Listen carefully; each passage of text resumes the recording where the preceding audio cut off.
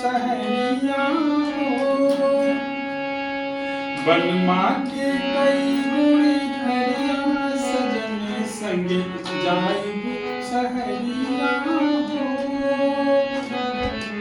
बलमा के कई गुण धरिया सजन संग जाइब सहरिया हो।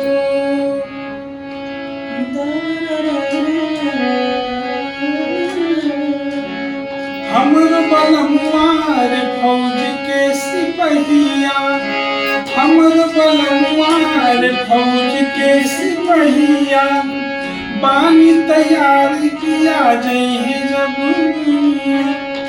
बानी तैयार हम किया जइहे जहिया।